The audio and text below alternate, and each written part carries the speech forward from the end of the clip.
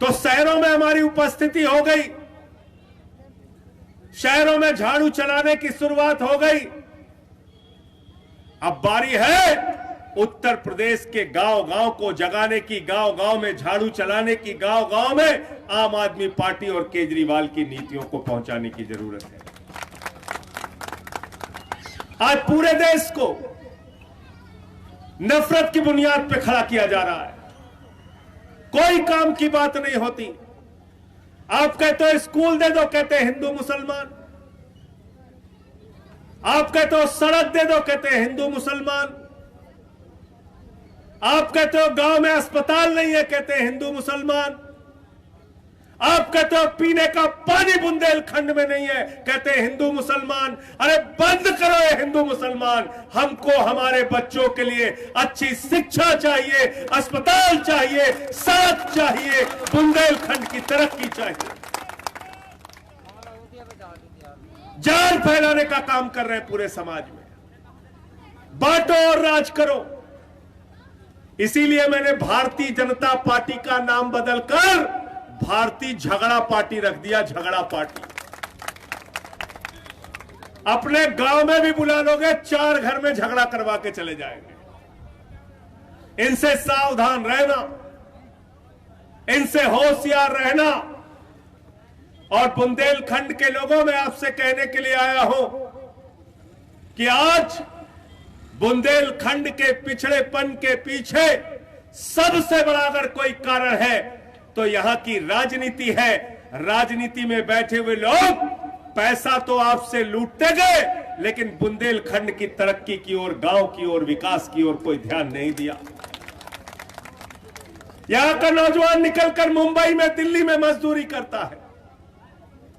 यहां का किसान खेती छोड़कर जाता है, बाहर मजदूरी करता है। और बिल्कुल ठीक कहा विनय पटेल ने, अगर उत्तर प्रदेश के और देश के अलग अलग हिस्सों में बड़ी बड़ी फैक्ट्रियां लग सकती है, रोजगार मिल सकता है, तो बुंदेलखंड इन बातों से अछूता क्यों है?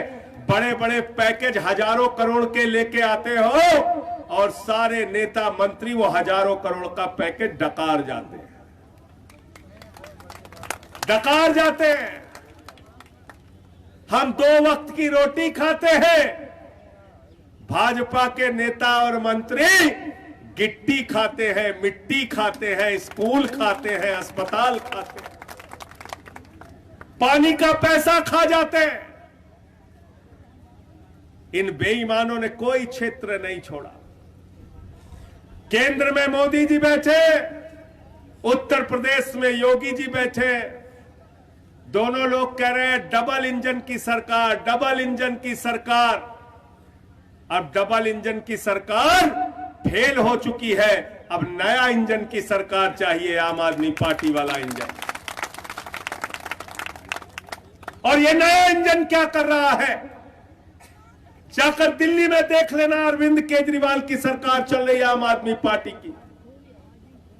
दिल्ली के अंदर सरकारी स्कूलों में जहां मकड़ी के जाले लगे रहते थे, उन सरकारी स्कूलों में जहां बच्चों के लिए टाट पट्टी का इंतजाम था बैठने के लिए, उन सरकारी स्कूलों में जहां बच्चियों के लिए टॉयलेट का इंतजाम नहीं था, आज वहां दिल्ली के सरकारी स्कूलों में एयर कंडीशन कमरे बच्चों की पढ़ाई के लिए बने हैं, एयर कंडीशन कमरे।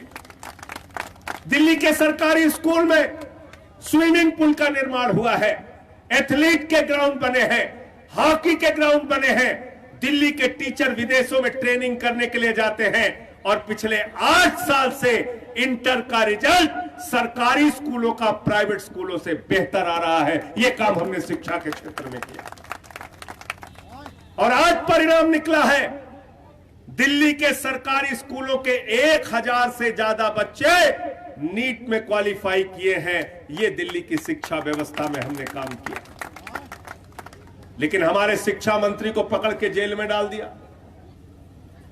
मोदी जी कह रहे हैं हम शिक्षा नहीं देने देंगे, चौथी पास राजा ही पूरा देश चलाएगा, चौथी पास राजा ही पूरा देश चलाएगा। यह अब होने वाला नहीं है। हमारे दिल्ली की सरकार ने मोहल्ला क्लिनिक बनाया जहां 200 तरह की जांच फ्री होती है, अल्ट्रासाउंड फ्री होता है, दवाएं मुफ्त में मिलती हैं, इलाज मुफ्त में होता है। आज दिल्ली का मोहल्ला क्लिनिक बनाने वाले स्वास्थ्य मंत्री सत्येंद्र जैन को पकड़ के जेल में डाल दिया। 49 विधायकों पे फर्जी मुकदमा करके जेल में डाल दिया।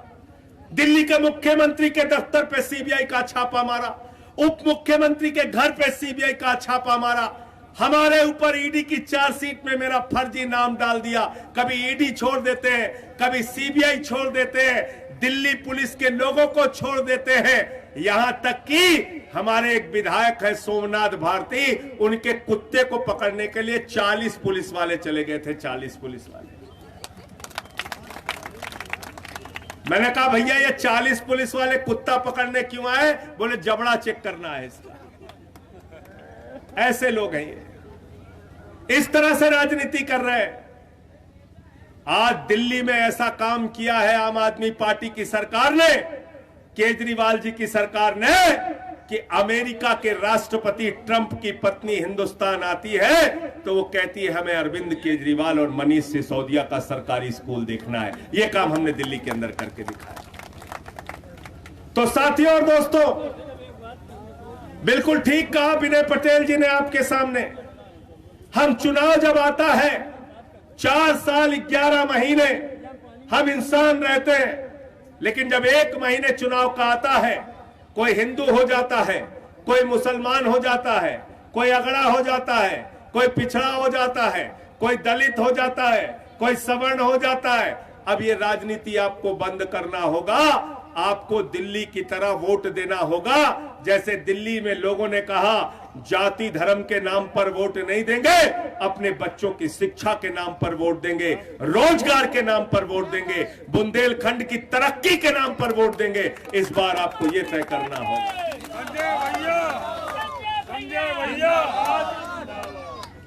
और ये जो नफरत की दुकान चला रहे हैं ये लोग, इनसे सावधान हो जाना। हिंदुस्तान एक मिलीजुली संस्कृति का देश है। हिंदुस्तान अनेकता में एकता का देश है। हिंदुस्तान भाईचारे का देश है। और इस देश के अंदर अलग अलग संस्कृति, अलग अलग सभ्यता, अलग अलग धर्म, अलग अलग जाति के लोग एक साथ मिलकर रहते हैं। तभी तो हम कहते हैं हम वसुधैव कुटुंबकम में विश्वास रखते हैं।